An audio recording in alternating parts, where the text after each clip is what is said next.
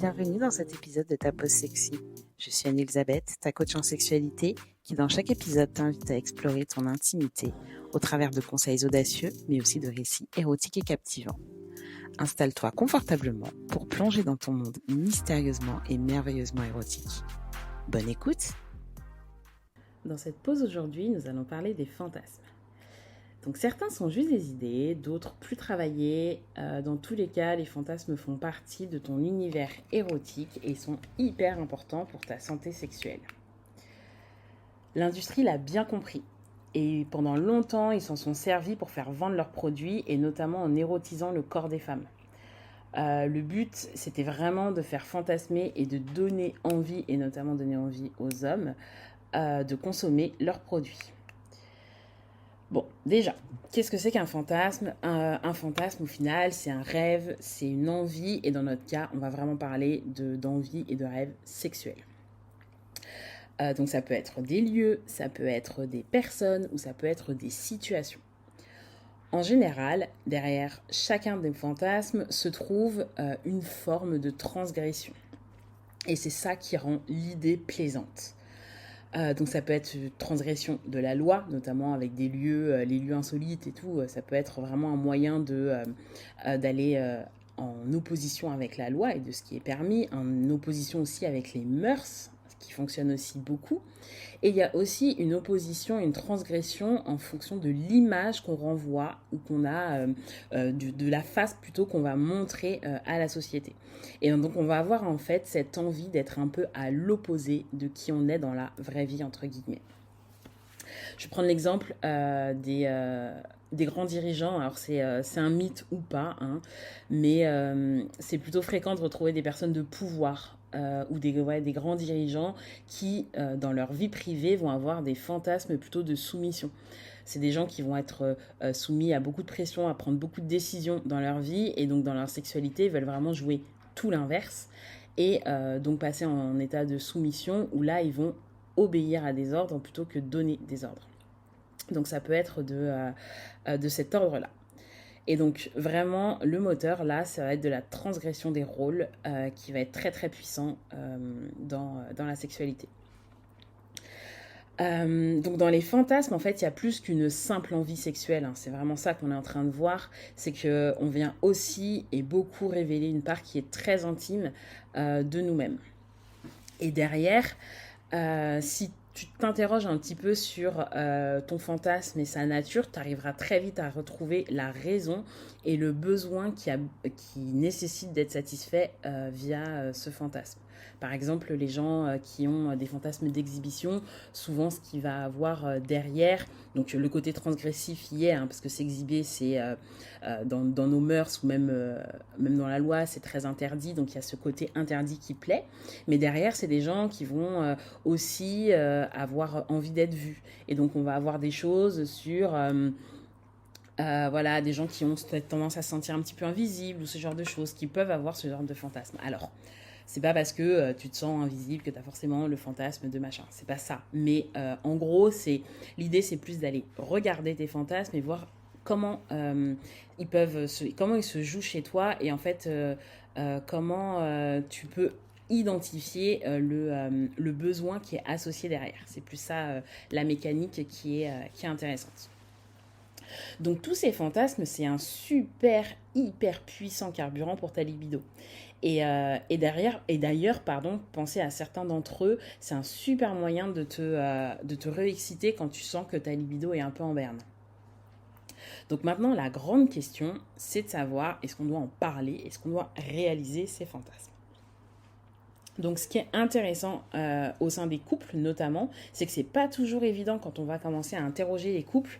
On voit que c'est pas toujours évident pour tout le monde de s'exprimer sur ces fantasmes, parce qu'il peut y avoir de la peur du jugement, il peut y avoir de la peur d'être forcé de les réaliser, ou la peur aussi d'une certaine forme d'incompréhension. Et notamment, je pense à tous les fantasmes qui vont aller jouer sur la transgression des rôles. Ça peut être vraiment difficile pour un ou une partenaire de comprendre l'envie et le besoin qui est derrière. Maintenant, la plupart des couples aujourd'hui sont exclusifs, hein, même si on parle de plus en plus de non-exclusivité, on reste quand même majoritairement dans une société où les couples sont exclusifs. Ça veut donc dire que, en théorie, il y a un seul partenaire sexuel. Et donc pourtant, on va s'interdire d'aller explorer ces désirs profonds. Et ça peut vraiment avoir un impact et affecter la sexualité du couple parce que en s'interdisant de laisser vivre ces parties de nous, en laissant pas la place à ces fantasmes qui font vivre un peu notre sexualité interne. Et quand je dis les laisser vivre, c'est pas forcément en parler, c'est déjà juste s'autoriser à avoir ses pensées pour soi-même. Et en fait, en ne s'autorisant pas ça, tu te prives vraiment d'une partie importante de ta sexualité. Donc c'est important de laisser la place, sans même se dire qu'il faut en parler, parce qu'on n'est jamais obligé de rien. Et ça peut être une zone d'intimité et que tu joues entre toi, et c'est aucun problème là-dessus. Mais par contre, c'est t'autoriser à y penser qui va être important. Donc cette énergie-là, faut pas s'en priver parce que ça va vraiment venir nourrir ta libido, ta sexualité, même si tu n'en parles pas. Maintenant, si tu as envie de passer à la réalisation de certains de ces fantasmes, parce que tu peux parler de certains fantasmes et d'autres, tu n'as pas forcément envie d'en parler. Déjà, moi, je distingue en fait deux types de fantasmes. Il va y avoir les fantasmes un peu simples, genre j'ai envie de faire l'amour dans un ascenseur. Comme ça, c'est assez simple, c'est un fantasme qui est réalisable très facilement. Donc cela, c'est une première catégorie. Et ensuite, il y a une deuxième catégorie que moi, j'appelle un peu plus les fantasmes travaillés, où là, on va y mettre tout un scénario, toute une histoire autour. Et ce sont des choses qui vont pouvoir rentrer dans un niveau de détail qui vont être très précis. Ceux-là, en général, moi, je trouve que c'est mieux, pas forcément de ne pas en parler, mais en tout cas, de les réaliser, c'est plus difficile. Voilà, c'est plus ce que je voulais dire.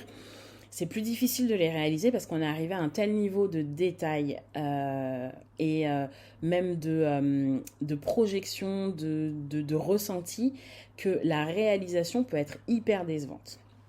Donc moi, ce type de fantasmes qui sont très travaillés, c'est vraiment ceux-là que je conseille d'utiliser pour aller s'exciter. Alors après, on en parle ou on n'en parle pas, ça c'est libre à chacun de faire ce qu'il veut. Mais en tout cas, c'est leur laisser le rôle d'être un peu le carburant et la motivation pour relancer son désir. Maintenant, pour tous les autres qui sont un peu plus faciles, là, si tu as envie de les réaliser, j'ai envie de te dire, si tu es célibataire, que tu en as envie, vas-y, hein, éclate-toi et passe à l'action sans problème. Et si tu es en couple, je te propose un petit jeu que tu peux faire à deux et qui va te permettre de mettre ça en action. Donc, le petit jeu est très simple. C'est ce que j'appelle, moi, une boîte à fantasmes. Donc, en gros, tu écris sur plein de petits papiers différents tes différents fantasmes. Comme ça, en plus, ça te permet de pouvoir sélectionner ce que tu veux bien dire de ce que tu ne veux pas dire. Donc, tu écris tout ça sur un petit papier. Ensuite, tu demandes à ta moitié de faire la même chose. Vous mélangez vous les pliez, vous mélangez les papiers, vous mettez tout ça dans une petite boîte. Et ensuite, vous définissez à deux une récurrence. Alors, ça peut être mensuel, hebdomadaire, quotidien. Enfin, ça, c'est vraiment à vous, en couple, de voir ça. Et ensuite, pareil, vous déterminez combien de petits papiers vous allez tirer au sort. Et pendant ces petites sessions de jeu, vous tirez au sort X papiers, hein, ça vous décidez du nombre, et ça vous permet de pouvoir discuter autour de ce fantasme, discuter de ce qui vous plaît, de ce que vous recherchez, de ce qui stimule dans cette idée, de vraiment ce qui vous excite. Et après, si vous voulez le réaliser, allez-y, amusez-vous. Ou sinon, ça peut déjà juste être un moyen d'avoir une discussion autour de la sexualité, une discussion autour de ses désirs, et ça peut être aussi justement un moyen de s'exciter. Et voilà, c'est terminé pour cet épisode. Si tu as aimé, n'hésite pas à t'abonner et à partager ce podcast à tes amis. Retrouve-moi aussi sur Instagram pour me dire ce que tu as aimé et dans ma newsletter pour plus de conseils. À la semaine prochaine!